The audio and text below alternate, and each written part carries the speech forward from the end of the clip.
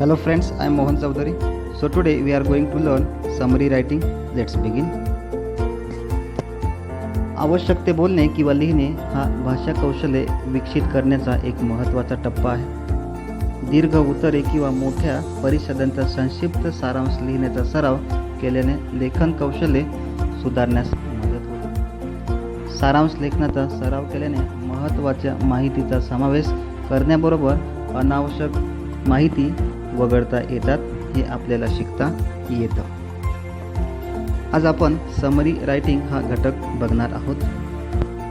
A summary is a record in the reader's own words that gives the main points of a piece, such as a newspaper article, a lecture, a passage, a chapter, or even a whole book.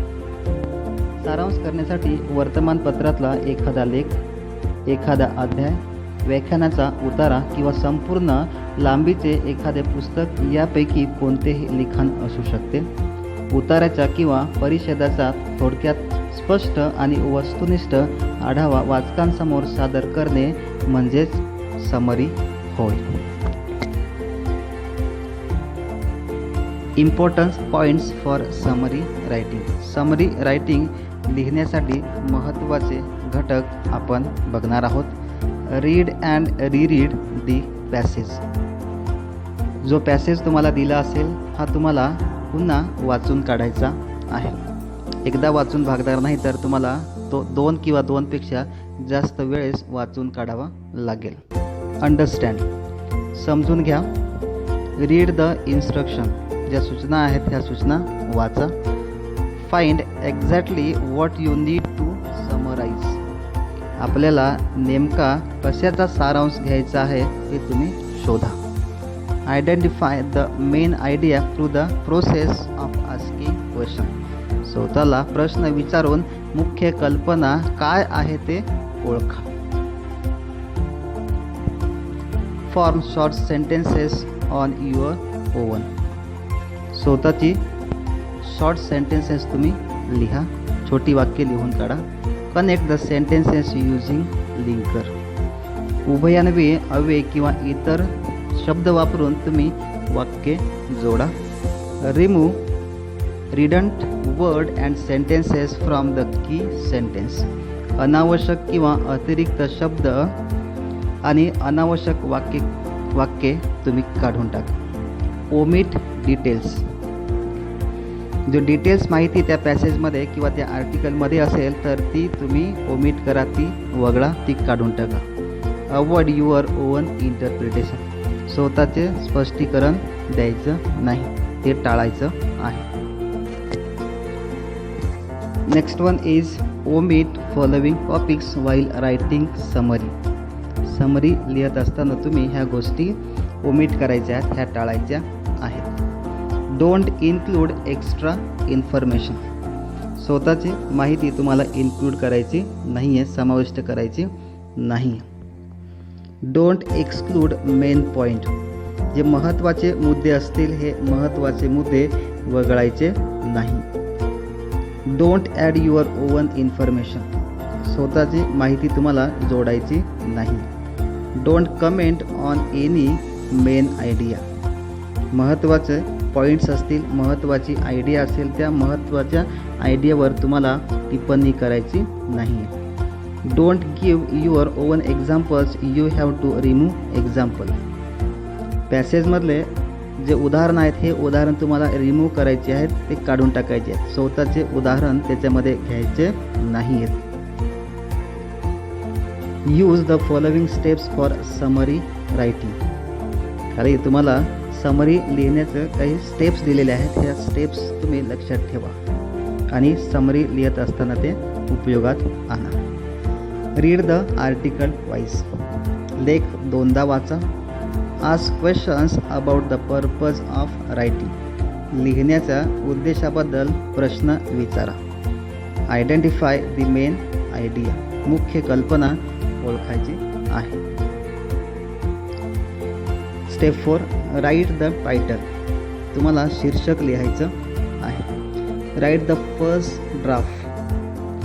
पहिला draft तुम्हाला लिहायचा आहे, तयार करायचा आहे. Revise your first draft and edit. पहिल्या ड्राफ्टमध्ये सुधारणा करा आणि तो एडिट करा. राईट द फायनल ड्राफ्ट आणि शेवटी तुम्ही फायनल ड्राफ्ट लिहायचा आहे. हे झालं स्टेप्स समरी लिहत असतानाचे. आता आपण पुढे समरी रायटिंगचं एक उदाहरण बघणार आहोत. Read the passage and write it summary according to the given steps. आता जे आपण स्टेप्स बघितलं ह्या स्टेप्सच्या सहाय्याने ह्या स्टेपच्या मदतीने तुम्हाला समरी लिहायची आहे. हा पॅराग्राफ काळजीपूर्वक वाचायचा आहे आणि समरी लिहायची आहे. मी हा पॅराग्राफ तुम्हाला समजून सांगतो. Communication is a part of our everyday life. संभाषण हे आपल्या दैनंदिन जीवनामधला महत्त्वाचा पार्ट आहे, भाग आहे. We greet one another, smile or frown depending on our mood. आपण एकमेकांशी ग्रीट करतो, एकमेकांना अभिवादन करतो, स्माइल अँड फ्रॉन मूडप्रमाणे. समजा चांगला मूड असेल तर आपण स्माइल करतो आणि वाईट मूड असेल किंवा आपल्यासमोर एखादा वाईट गोष्ट करतोय तर आपण रागावतो. Animal to communicate must to our surprise. Animals आहेत, हे ॲनिमल्ससुद्धा एकमेकांशी संभाषण करतात. जस्ट लाईक अस, आपल्यासारखंच ते संभाषण करतात. फक्त फरक एवढा आहे की जी मानवजात आहे हे शब्दाच्या स्वरूपात जे वर्ड्स आहेत, सेंटेन्स आहेत, त्या सेंटेन्सच्या स्वरूपात एकमेकांशी संभाषण करतात. पण जे ॲनिमल्स आहेत हे ॲनिमल्स साऊंडच्या स्वरूपात किंवा जेस्चर, हावभाव करून, अनेक प्रकारचे ॲक्शन करून ते एकमेकांशी इंटरॅक्ट करतात, एकमेकांशी संभाषण करतात. Interaction among animals can be both verbal and non verbal. हे इंटरॅक्शन वर्बल किंवा नॉन वर्बल असू शकतं. वर्बल मीन्स शाब्दिक, ते वेगवेगळे आवाज काढून वेगवेगळे आवाजाच्या स्वरूपात ते इंटरॅक्ट करतात. त्याचबरोबर जेस्चर करून मीन्स नॉन वर्बलच्या सहाय्याने ते एकमेकांशी संभाषण करतात. Singing is one way in which animals can interact with one another. Animals आहेत किंवा बर्ड्स आहेत, हे सिंगिंगच्या माध्यमातून एकमेकांशी कम्युनिकेट करतात. Male blackbirds often use their melodious song to catch the attention of the female. एक मेल ब्लॅकबर्ड्स आहे. Male blackbirds, blackbirds means एक युरोपमधला पक्षी आहे. हा पक्षी फिमेल आहे. ह्या फिमेलला ॲट्रॅक्टिव्ह करण्यासाठी तो गाणं म्हणतो, मेलेडियस गाणं म्हणतो, मधुर गाणं म्हणतो आणि त्या फिमेलचं लक्ष आपल्याकडे ॲट्रॅक्ट करण्यासाठी गाण्याच्या स्वरूपात तो तिच्याशी कम्युनिकेट करतो. They songs are usually rich in notes variation encoding various kinds of message. त्या गाण्यामध्ये लयबद्ध, ते गाणं लयबद्ध आहे. थोडक्यात त्या गाण्यामधनं एक मॅसेज तो देण्याचा प्रयत्न करतो. Songs are also used to warn and keep off other blackbirds from their territory, usually a place where they dwell and reproduce. ज्या भागामध्ये हे पक्षी राहतात त्या भागामध्ये ते वेगळ्या प्रकारचा मॅसेज देण्याचं काम सुद्धा हे पक्षी करतात. Large mammals in the ocean sing too, according to adventure sailors. जे ॲडव्हेंचर सेलर्स आहेत ह्या सेलर्सच्या म्हणण्याप्रमाणे जे समुद्रामध्ये असणारे जे मोठाले प्राणी आहेत, त्याच्यामध्ये मासे आहेत, हे सुद्धा गाणं म्हणून एकमेकांशी कम्युनिकेट करतात. Innermost whales groan and grunt while smaller dolphin and porpoise produce speaks, whistles and chicks. जे डॉल्फिन आहेत त्याचबरोबर व्हेल्स मासा आहे. व्हेल्स मासा काय करतो? ग्राउंड करतो.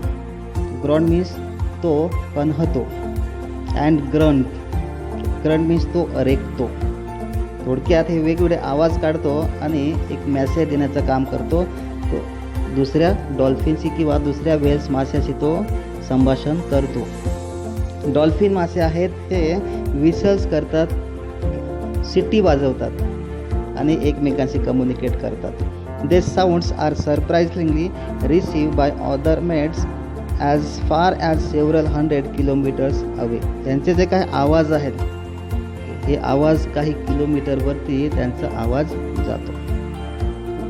हा झाला पॅरेग्राफ. ह्या पॅरेग्राफवरून आपल्याला समरी लिहायची आहे. समरी लिहित असताना तुम्ही जे स्टेप्स लक्षात ठेवायचे आहेत, सर्वात प्रथम तुम्हाला काय करायचं आहे, शीर्षक घ्यायचं आहे, टायटल लिहायचं आहे. टायटल लिहून झाल्यानंतर तुम्हाला मेन पॉईंट्स ह्या पॅरेग्राफमधले कोणते आहेत हे आयडेंटिफाय करायचे आहेत.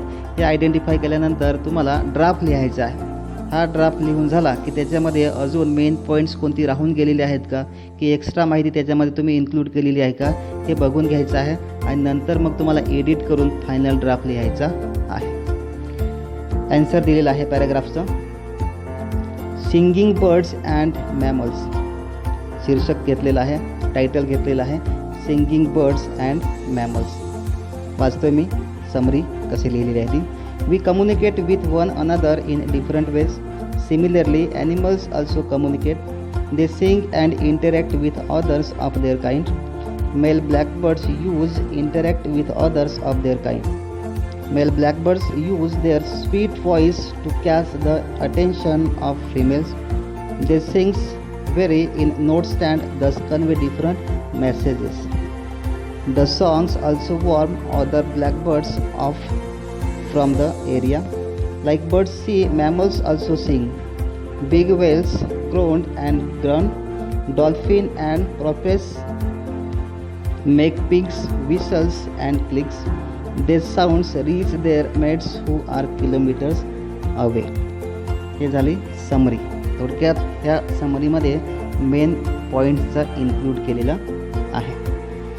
तुम्हाला सुद्धा परीक्षेमध्ये पॅरेग्राफ देतील किंवा एखादा आर्टिकल्स देतील तर त्याच्यावरून तुम्हाला समरी लिहायची आहे. पुन्हा सांगतोय, समरी लिहित असताना तुम्हाला काही स्टेप्स लक्षात ठेवायचे आहेत. सर्वात प्रथम तुम्हाला टायटल घ्यायचं आहे.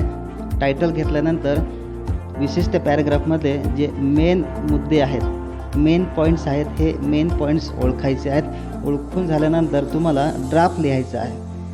ह्या ड्राफ्टमध्ये अजून महत्त्वाचे मुद्दे राहून गेलेले आहेत का, की एक्स्ट्रा माहिती त्याच्यामध्ये तुम्ही इन्क्लूड केलेली आहे का, हे बघायचं आहे. ते झाल्यानंतर तुम्ही ते पुन्हा एडिट करायचं आहे, पुन्हा लिहून काढायचं आहे आणि फायनल ड्राफ्ट तयार करायचा आहे. अशा प्रकारे तुम्हाला समरी लिहायची आहे. आय होप दॅट तुम्हाला समरी रायटिंग समजले असेल. थँक्यू.